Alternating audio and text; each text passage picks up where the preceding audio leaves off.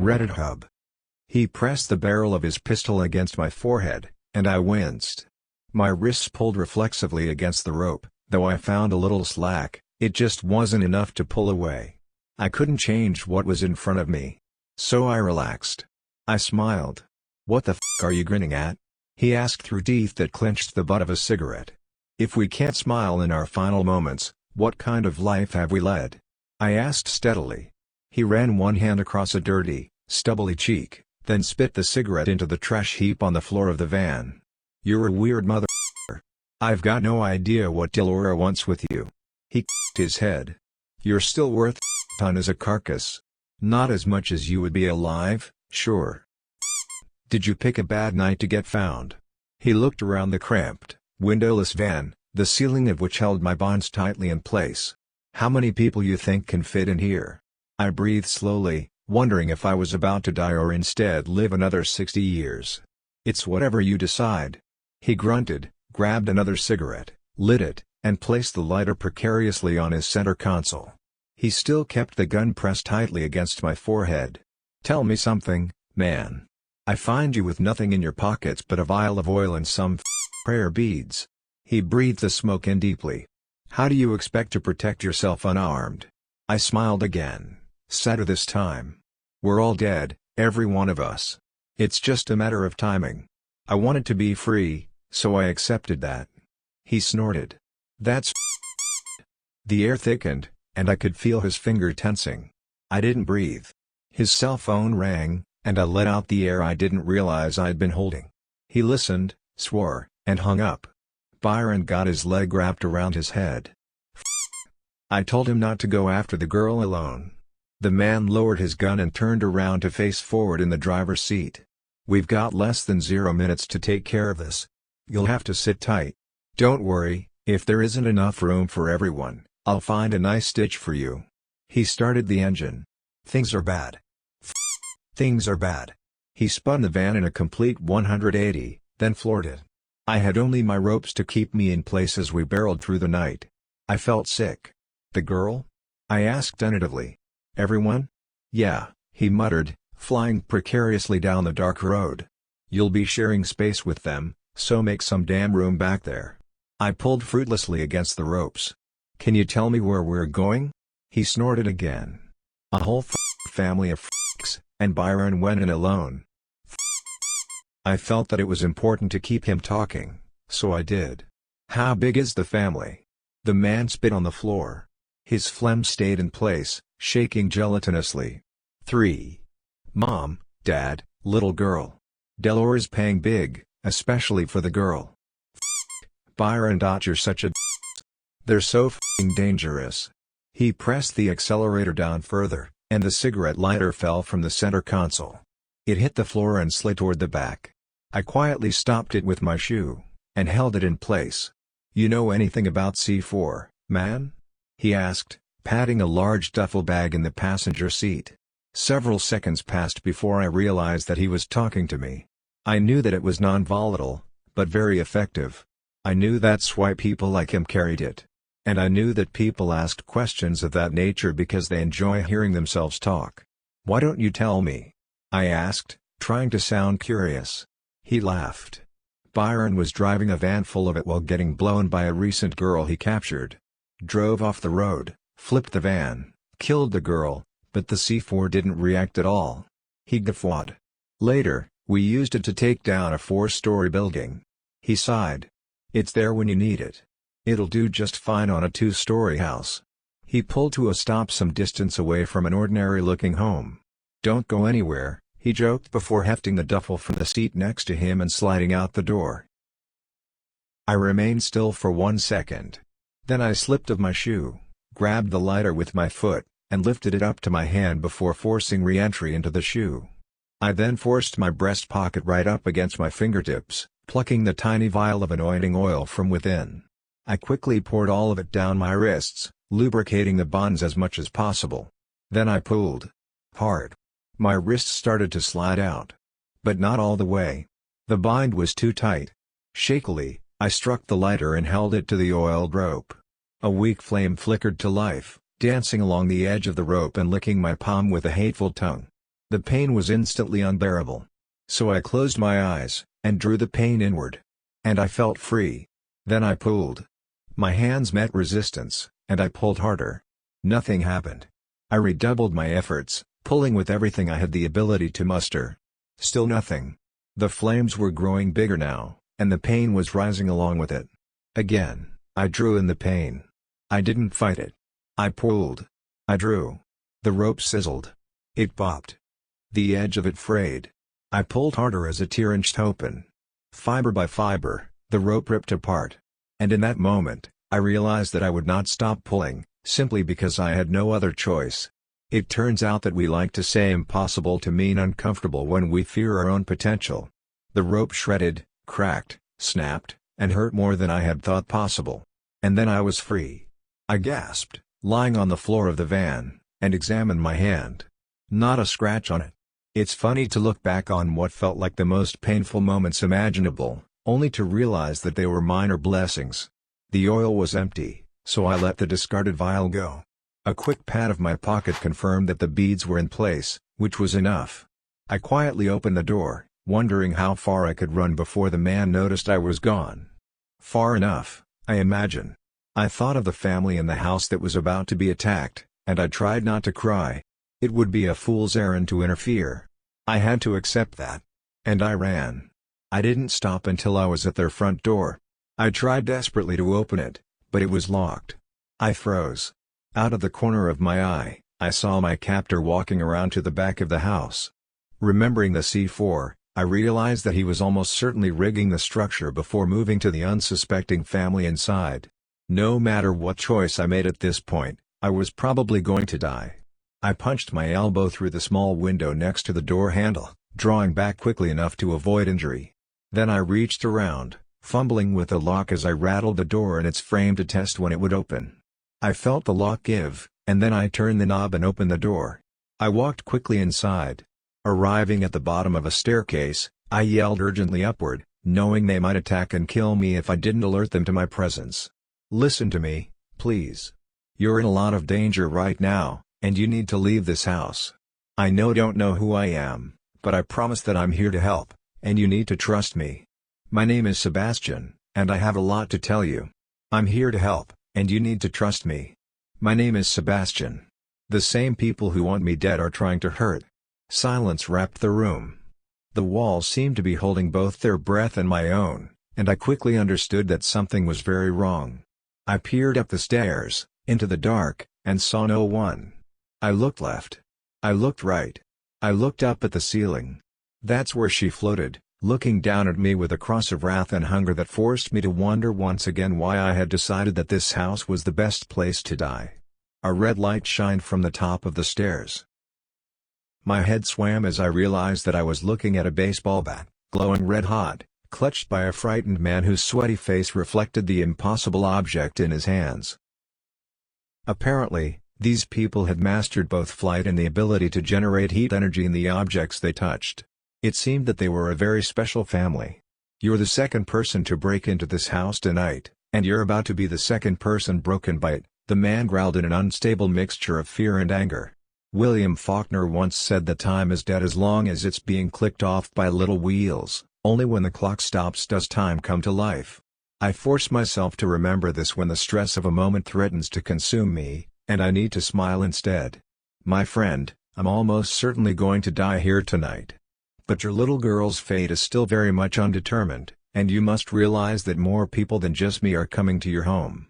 I breathed deeply, trying to calm myself. "You have to make a decision right now, because you can't recover a past moment, and what has been done can never be undone." I looked straight up at the woman hovering on the ceiling. "There's a man just outside your house who is about to hurt you in ways that have no healing. I'm going to find him, and he's going to attack me. This will delay his focus by no more than 30 seconds. Run." I turned and walked toward the front door. The 91st Psalm tells us that we will not fear the terror of the night, and that passage had always given me comfort. I realized, for the first time, that it never said we were safe from the threat. Our call was simply to cast away fear, regardless of the outcome. The hands on my shoulders nearly threw me to the floor. I staggered to find my footing. The woman had flown down on top of me, The man was racing to my side. "You have 1 minute to tell us who the you are and what the is going on, and that minute started when you opened the door. Go." His fear was clearly overcoming his anger, and that was a very dangerous thing. "No," I responded simply, yet urgently, "we have 0 seconds left. You have to let me distract him. Then you need to run, and never stop. This is your only opportunity." I turned for the door, but he grabbed my shoulder and held me fast. I closed my eyes. "I've told you everything you need to know. Please, have faith in me. Faith is in short supply, pal." His grip was painfully strong. "It wouldn't be faith otherwise," I answered. "You can convince me if you try." "I can't." He raised the bat high above his head. It was glowing white. I suddenly realized that he had almost certainly killed for his daughter more than once. "I'm sorry," I responded, miserable, "but the moment has passed. It's already too late." My van captor emerged from the shadows, one gun in each hand. He was aiming at both the man and the woman. Apparently, he didn't consider me a threat. The two of them were facing me, though, and did not see him right away. They did notice my reaction, however. Slowly, they turned around. "I don't know how the you got out of my van, but you're quickly becoming more trouble than you're worth," he growled before spitting on the floor. He whipped his hand into his waistband, pulled out a pair of handcuffs, and tossed them to the man with the bat. He instinctively let go of me and caught the cuffs. "Nice catch, Sami. Now, you can throw that bat right the out the window if you don't want me shooting your wife in the he snapped. Sami hesitated for just a second. Then he tossed his only weapon through the glass I'd broken. The other man grinned, blackened teeth showing beneath his black stubble. "That was your only card to play, he cackled. "Now, cuff this to the radiator pipe. You're not going anywhere this time, cutie." I did not resist as Sami obediently locked my wrists to the pipe, forcing me to remain in a seated position for what happened next. Still holding his pistols aloft, the man slowly approached the woman. Both she and Sami remained still. The man leaned his face into her neck. He sniffed her hair. Just like Mama used to smell," he groaned, licking his lips.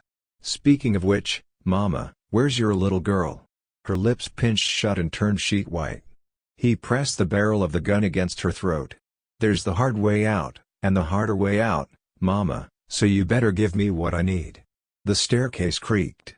She shook her head, the first tears starting to fall down her cheeks, as Sami took half a step away from me and toward his wife.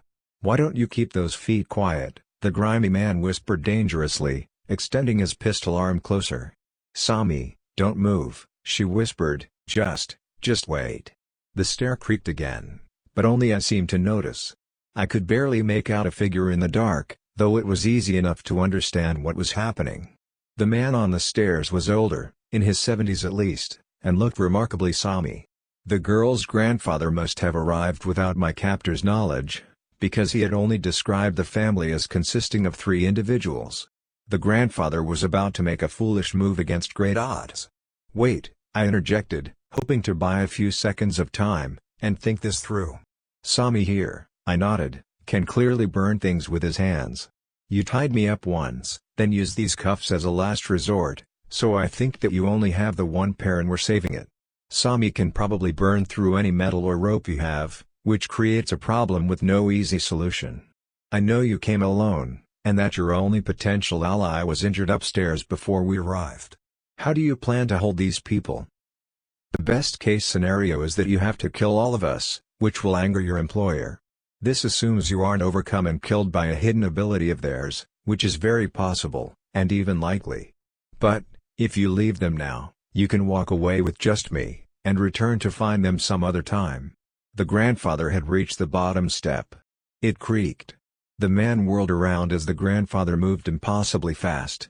Almost fast enough. The man shot him in midair, and he collapsed to the ground as his family screamed. "Dad!" Sami shouted, lunging forward. Ah! Grizzlebeard warned, spinning around and aiming the pistol at Sami's forehead. Everyone froze. In the silence, the grandfather's gasping was agonizingly loud. "That's a gut shot," Grizzlebeard gurgled, licking his lips. "Painful and deadly in the best of times, really not so great for an old fart like him. Now, Sami, are we going to behave? Sami's eyes darted back and forth between his wheezing father and a fireplace poker just beyond reach. Sami, I need an answer if you want your wife's brains to stay on the inside of her head, he pressed. Sami rolled an angry eye toward the man. What do you want? He asked through clenched teeth. Our captor smiled. It takes a very special circumstance to make a smile ugly, but the man seemed to find pleasure in accomplishing rare and horrid feats. I just want to take a ride, and I want to do it without any your family. And I want your sweet little girl to come out of hiding. He pointed his second weapon at the wife once more. Tina, isn't it? Call to your daughter, Tina, or I'll shoot the teeth out of your cheeks and leave you conscious to feel it. Tears rolled down her face, but she remained silent. I'm realizing that I never introduced myself, he cooed. You can call me Seville. You tell your daughter that she needs to come down and meet me, or I'll go find her and do all the things you're afraid I'll do to her. I'll make it real. Tina swallowed. Don't do it, Sami whispered. Without opening her eyes, she called. Malosi, I need you to come here now. Her voice was uncannily steady. The staircase creaked, and a tiny face immediately popped into view. She had been with us for some time. There's a tasty girl, Seville groaned. Now you all need to listen very carefully, because I can't have you causing a ruckus once you're in my van. You're all going to drink something that'll put you right to sleep, and old Seville will take care of everything from there, got it? He kept the pistols aimed unwaveringly at the two parents. The grandfather heaved in the corner. Oh, and your old man's going out with the garbage. There's enough C4 attached to the back of the house to level half this structure. He nodded to me. Sebastian here is nothing but trouble. I set the whole thing up for you folks as a little surprise that he went and just ruined. Anyway, the point is that there ain't no going back. This house will take down Grandpa, and I imagine what's left of Byron upstairs will get mangled in the mess. We'll just say things got out of hand if anyone asks, okay folks? He shot a glob of snot onto the ground. It was black, red, and quivering. Sami focused on the floor. You came into my home because you thought a stranger, a family of strangers, had more good than bad. He let out his breath in a whoosh. Most people would not. I certainly didn't. He nodded. I was ready to kill you. I had no doubts. But you were determined to prove me wrong. Then he stared right at me. Thank you for that. He did not break eye contact as he spoke. I'm never going to see my family again. Am I right? I think I am. Seville, you'll promise just enough to get us to follow you, and it will be far too late before we realize how bad a decision it was. He closed his eyes. We'll wish we were right back here, telling you no from the very beginning. He reached out for the fireplace poker. You really want to make your daughter watch you die? Seville growled. No, Sami responded steadily, snatching up the poker as it glowed white-hot. I want her first kill to be avenging her father. Sami lunged. Seville fired without hesitation.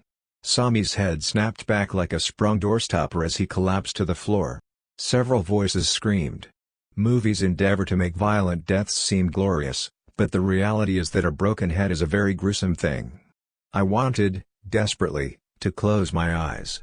But I needed to understand what was happening. Sami had given just enough time for his family to move on Seville. Tina flew into the air and was descending on him. Malosi had dived in for his knees. He'd almost bought them enough time. Seville quickly understood the move, and he realized that there was only enough time to react to one person. He chose Tina. Her eyes grew wide in that final moment, but she had no time for any other physical reaction. He shot her in the forehead, knocking her out of the sky just as Malosi made contact with his knee. She apparently had the ability to conjure great physical strength, because the move pinwheeled him into the air, screaming as his leg flopped in directions that his knee was not supposed to bend. He landed with a horrifying crunch just as Malosi collapsed onto her mother's dead form. I screamed, straining painfully against the handcuffs. Run! She didn't react. But Seville did. Eyes spinning, he drew himself into a sitting position, then stared in shock at his shattered leg. Let her go, I warned. She's not worth it, she's just too dangerous. He looked at me and sneered, then turned to face the little girl who refused to move away from her mother's body. I already figured that out, thanks, he answered dazedly. Then he lifted his pistol and aimed it at her. But she's still valuable as a corpse. I wanted to close my eyes, but couldn't. He drew a deep breath and prepared to fire the gun. Thanks for watching. Did you like the video? Don't forget to like, comment and subscribe. See you next time. R/Bye.